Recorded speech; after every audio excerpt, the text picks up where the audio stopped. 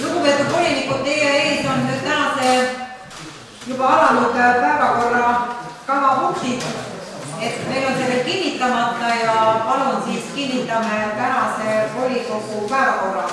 Teie ees on 10 päevakorrapunkti, kes on selle poolt palun käega märku andma. Meid peaks olema 16 ja kõik on päevakorra kinnitatud. Esimene teema ja ülevaade Elva linnavalitsuse tegevusest härra linnapea. Aitäh! Tere ja eks see eelarve meil on täpselt selline nagu ta on ja Elva linnavolikogu on eelarve vastu võtnud ja seal on ka Sellavere Vitivaru Kaprami sihtasutus toetus sellest täpselt nii nagu volikogu on otsustanud. Ja eelarve laekumine 31. mai seisuga on Elva linnale laekunud 1 144 000 eurot, mis on 6% enam kui 2011. aasta sama perioodiga ja eelarve on praegu plaanitud eelarve graafikus, mida me vastu võtsime, siin on siis eelarve tulud on graafikus. Elva linnavalitsuse palve teostas Terviseameti lõunatalitus 17. mail müra mõõtmist seoses raudtee rongi liikumisega põhjustatud häiriva müraga Elvas, pargipea 14 ja Keedul Loputa T2. Mõõdetud tulemused nimetatud mõõtepunktides olid vastavalt 79,5 detsibelli ja 83,2 detsibelli. Lubatud öine müra piirtase antud piirkonnas 3. kategooria alal on 60 detsibelli. Lisaks on ületatud päevase müra piirtase, mis on 70 detsibelli. Terviseameti lõunatalitus ja Elva linnavalitsus esitas mõõdistuste tulemused ka aktsiaseltsile EVR Cargo kui vedude korraldajale raudteel nende seisukoha ja abinõude plaanide saamiseks häiriva müra situatsiooni kohta. Selline on olukord Eesti raudteel. 21. mail külastas Riigikontroll Elva linnavalitsus. Kontrolli eesmärk oli korruptsiooniriski analüüs Elva linnavalitsuses. Kontrolliti Elva linnavalitsuse ja volikogu liikmete ja nende lähedastega seotud ettevõtetega sooritatud tehingud. Kontrolli tulemused tehakse teatavaks oktoobris. Juhin siinkohal tähelepanu, millele viitas ka Riigikontroll, et seotud osapooled, see tähendab Elva linnavolinikud ja linnavalitsuse töötajad, peavad esitama informatsiooni seotud osapoolte kohta Elva linna aastaaruande koostamiseks. Ja mõned volikogud liitud vist täitnud ei ole. Alates juunikuus tegutseb Elvas ka Eesti Toidupank koostöös Elva hoolekoda ja Elva linnavalitsusega. Elva linn andis tasuta ruumid rendile ja toidu jagamise korraldab lepingu alusel Elva hoolekoda. Koostöös Elva linnavalitsuse ja kooliga on välja valitud 30 riskirühmas olevat lastega peret. Kindlasti nimekirjule lõplik, aga hetkel on nagu 30 peret välja valitud. Elva linnavalitsus andis kooskõlastuse Maanteeametile kergliiklustee ehitamiseks Vana Tartu maantee äärde. Kirde Tartu maantee ristpikkust kuni Peedu teeni pikkusega 3,3 kilomeetrit. Kergliiklustee on plaanis välja ehitada Maanteeametil 2015. aastal. Kokkuleppel Maanteeametiga valgustab Elva linn kergliiklustee linna territooriumile jääv osa. Selle nädalal alustab homme peaks alustama aktsiaselts Mooremaa teed Puiesti tänava renoveerimist Jaani tänava ja Valdamaate vahelisel lõigul. Tööde valmimise tähtaeg 18. august, tööde maksumus on 154 850 eurot.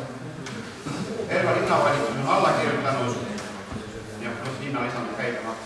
Elva linnavalitsus on alla kirjutanud koostöölepingu Kultuuriministeeriumiga Tartumaa muuseumi üleandmise kohta Elva linnale. Lühidalt lepingu sisus siis, et Elva linnale antakse üle 3 kinnistut museaalid. Ministeerium toetab muuseumi tegevust 50 000 euroga aastas. Elva linnal on õigus otsustada personali osas, keda võtta ja keda mitte võtta tööle. Kui eelmise volikogu istungil andsin ma informatsiooni selle kohta, et Tartu ringkonnakohus jättis oma 20. aprilli otsusega rahuldamata osaühing AVS kaebus Elva linnavalitsuse vastu lepingu lõpetamise kohta 28. mail 2010. aastal, siis seda otsust edasi ei ole kaevatud ja 30-päevane tähtaeg on möödas. Seega Elva linnavalitsus on käitunud korrektselt lepingu lõpetamisel osaühing AVS-iga 2010. aastal. Ja informatsiooniks nii palju, et osaühingu AWS võlg Elva linnale on hetkel 22 775 eurot. 13. juunil toimus kohtumine Tartu maavanema juures, kus osalesid ka Rannu vallavanem ja Kombuta vallavanem. Teemaks ühistranspordi korraldamine Rannu, Anniku ja Elva suunal. Põhiküsimuseks Rannu ja Kombuta valla õpilastele võimalikult mugava bussiliikluse tagamine Elva gümnaasiumi õppetöös osalemisel.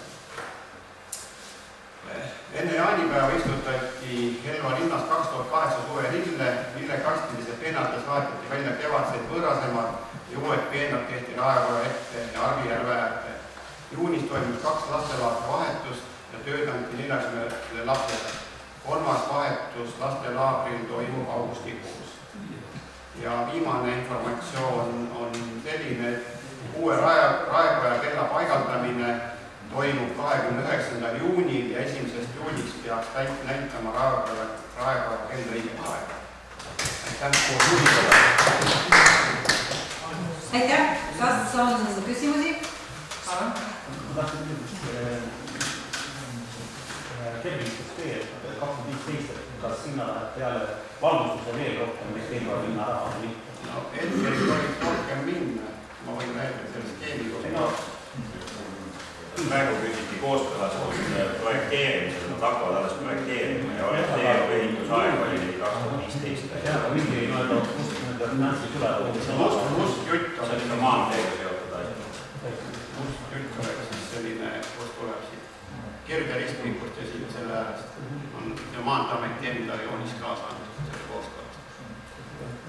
Ühesõnaga meilt küsiti ainult, et mis valgustust puudutas, muu osas meilt mingit rahastamis- või kaasrahastamis osas ei küsitud, nii et meilt puudutab ilmselt ainult valgustus, et kas nad projekteerivad valgustuse või ei projekteerivad. Ja koostöös Nõo vallaga oleme ka suhelnud ja Nõo vald on ka andnud nõusoleku siis oma territooriumis.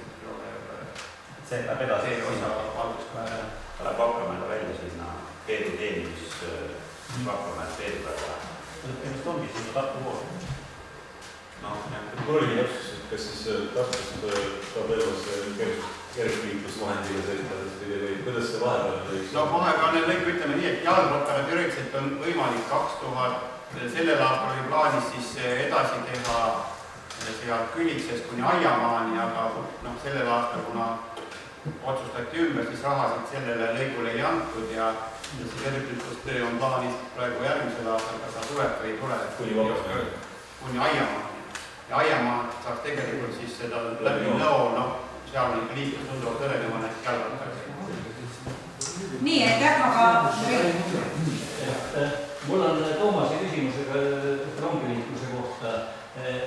Just täna 2 elanikku pöördusid selle küsimuse minu poole, et vahe on rongil ja rongil, et kas kaalus või kiiruses. Et tundub, et kiiruses nad öösel saavad selle järgi ära, kuidas ka rööpmeni mööda läheb. Ühed ajavad üles, maja väriseb, teise rongile pole midagi ja üks firma, konkreetne firma on nõus paigaldama kiiruse mõõtjat jaama, et kas see on reaalselt võimalik, et siis on näha, kas meil vaja minna eranikul, mis kiirusega rongid lähevad läbi. Sest osa rongi ei segavad üldse, nii ütleb, päris lähedasel, kes elavad, aga osa on ikka kiiremini. Kõik sõltub sellest, palju see maksab ja kes selle finantseerib. Ühelt firma on olemas ja konkreetne inimene olemas, firma on olemas. Teine teema on see, et tavaliselt mina tähelepan nii, et need, mis lähevad Tallinnast lõuna poole on tühjad ja need mürise ja kolise nii palju, need tulevad Valga poolt, need tekitavad rohket müra ja vibratsiooni. Ei kiiruses just oli. Kiirus samamoodi, jah. Et kui oleks võimalik, see on tõsine... Praegu vaadata näiteks raudtee kodulehed, siis Elva linnas on lubatud piirkiirus rongidel 60 kilomeetrit tunnis, Tartus on see 40, et kui eks kõige kiirem ja tõhusam vahend oleks see kiirus piirata 40 peale, et sellega me praegu tegelema, aga Eesti raudteega teatud. Aga siin tasuks mõelda seda asja, et kui üks firma on nõus paigaldama raudteejaama et kas raudtee lubab tulla? Ei tea, jah. Seda olen mõelnud siin või rääkinud ka kohaliku konstaabliga, et nad võtaksid ka öösel radariga, mõõdaks siis radariga rongi kiirust ja fikseeriks selle ära, et kas see on 60 või enam. Mis see ega polegi midagi lihtsalt võtta teadmiseks. Aga silma ettepanek oligi, inimene pakkus välja, firma pakkus välja, et nemad on nõus paigaldama võtame linnavalitsusega ühendust ja siis eks me arutame, et kas see on õiguslik, kas see on mõttekas ja kui kallis selle poole. No aga kui vajadel on ei, no teil ei ole linnas, siis tuleb öelda. No see on kui juba saavutatakse. Aga ettepanek võiks ikka pöörda Kas seda ka linna ma arvan, et kui vaja on üks linnaleppeli autori kõigile majad, et ma istun Puuseti peal või seal tooli peal, kui läheb kell 3:09 rong mööda valga poolt tuleb, siis teeme maja tõgu. Tegelikult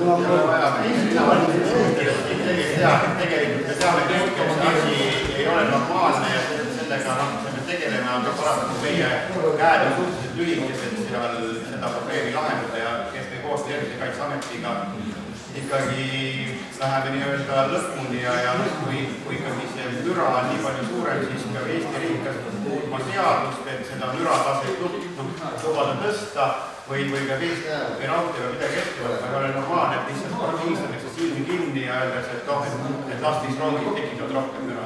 Eks me siin peame ikkagi nii-öelda võitma. Aga lähme nüüd edasi nendega, kes soovisid sõna siit palun.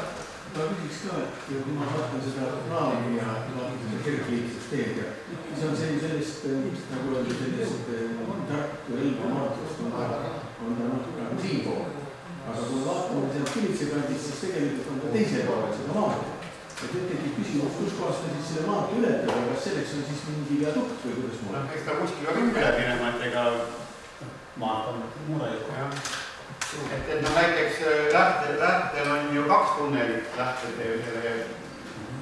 juurde, enne lähtet ja lähtel on tunnel, kus rahvaste alt läbi käib. Ma ei tea, kuidas Maanteamet on selle projekteerinud, aga võib-olla Maanteamet on nii. Praegu oleks siis. Nii, aga palun Peeter.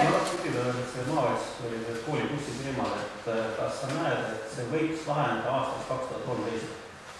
Ei, selles mõttes, ega ütleme, selle bussidotatsioon on üks. Aga ütleme siin maavalitsuse transpordiosakond ütles ka, et kui ikkagi me peame nagu koostöös Rannu ja Kombuta vallaga ega busse juurde anda, me peame optimeerima selle graafiku nii ära, et oleks mugav, aga siis, kui me teeme lastele mugavaks, siis muutub ta jälle ebamugavaks nendele, kes käivad näiteks Tartus tööle ja saavad edasi sõitjad varem. Siin on natuke konflikt sisse kirjutatud, aga me otsime koostöövariante siin Kombuta ja Rannu vallaga, et kas neil on võimalik oma bussi panna käima ja et koostöös toetada, me otsime võimalik, aga väga keeruline. Nii, aga kas on veel küsinud Ilvaga? Mul on veel üks niisugune rääkis siin kodaniku käivad, et olevat rääknud kuskil Õuna tänavale mingi parkla, mingi asfalteeritud plats pidavad tulema või on juba tulnud ja ei tea. Ja seal olevat olnud ka puud ja mingisugused puud, vähemalt mingist kastamist räägitakse. Linnavalitsus on tellinud selle kastani maha võtmiseks loa, raieloa. Ja kas see on nagu toimunud? Et on juba antud. Tähendab, need puud olid istutatud selle maja elanike poolt selle sama maja kinnistu peale ja nende olukord oli tegelikult suht nukker seal ja see maja, kelle kinnistu peal need puud olid, see ise otsustas ka, et nad võtavad need puud maha, et linna andis neile loa nende maha võtmiseks. Nii, aga on veel küsimusi? Palun. Igaks küsida selle kergliiklustee kohta, et kas see projekt on kinnitatud, kas linnamäng selle kaasarääkimist ei ole seoses sellega, ega teil on teatud, kas tuleb valgustada või nii? Ei, see oligi nii, et meie kooskõlastust oli selleks vaja, et kas Elva linn on nõus enda territooriumi osa valgustama, milleks me ka nõus oleme. Ülejäänud on nagu nii valgustada? Ei ole. Ülejäänud nõusolek on andnud Nõo vald, sest Nõo vald valgustab selle osa, mis jääb Elva linnast, ütleme sellest Tikerkaart tänavast, mis välja tuleb, kus Elva linn lõpeb veel, et selle osa valgustab Nõo vald, selle on nõusoleku Nõo vald andnud. Mingi osa jääb politseis? Ei ole kõik. Ütleme, meie piirist, kus Elva linn lõpeb, sealt hakkab Nõo vald ja... Kergliiklustee on valgustatud? Kuni Vapramäe, mis ta kunagi edasi saab, see on... Ei, see on jäänud mingi lõik teha. Siit oli küsimus veel. Ma tahaks küsida, et on nagu teemaks olnud ja suvitusooaeg on alanud uhkelt Merejärv, mis on meie nagu au ja uhkus linnas. Tahaks küsida, et miks see lastekodupoolne CERN niimoodi nagu on lastud pilliroogu ja linna sisse kasvada, et seal on mingid nagu kindlad põhjused või? Kas see geosekstiil kõik kuulub loperdab endiselt? Eelarves oli 3000 eurot vist, jah.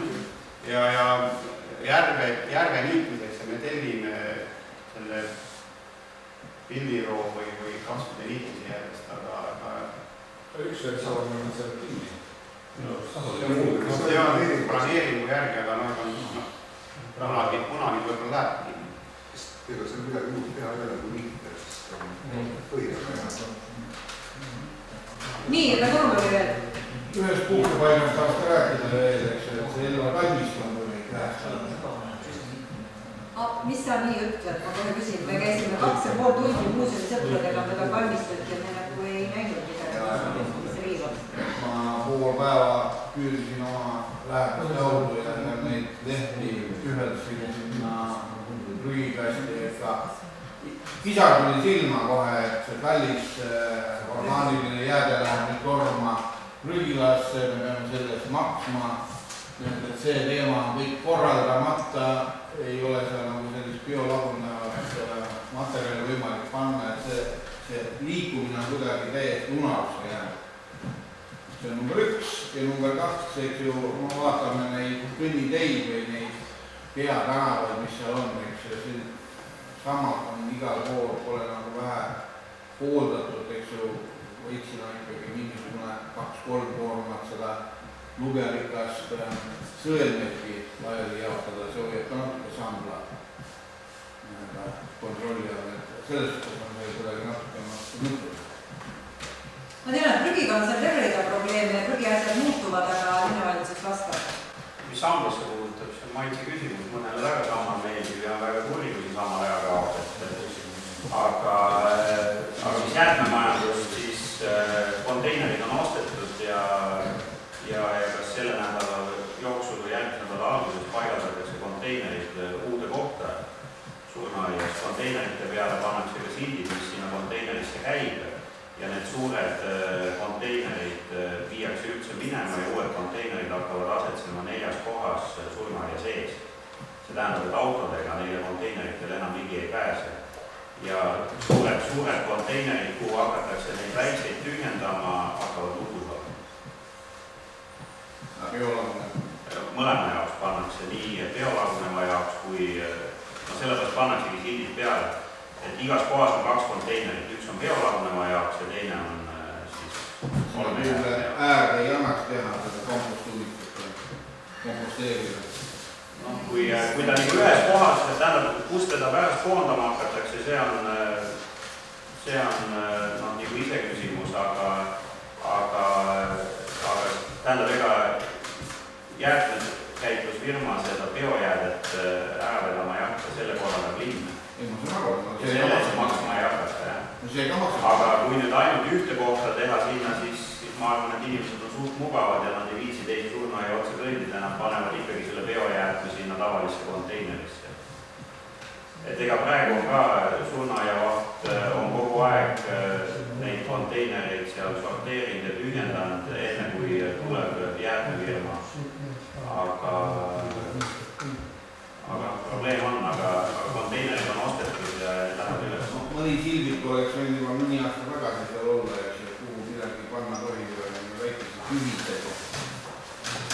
Nii, aga loodame siis, et seal see prügimajandus paraneb ka Kreekal. Ja skatepargid on tänased uudised ja midagi muudatud. Skatepargiga on niimoodi, et Elva linn andis, ütleme, noorärradele 500 eurot, et saaks skatepargi turvaliseks muuta ja et ta oleks ohutav. Paraku noored ületades enda võimupiire ehitasid uue rambi ja vana jäi remontimata.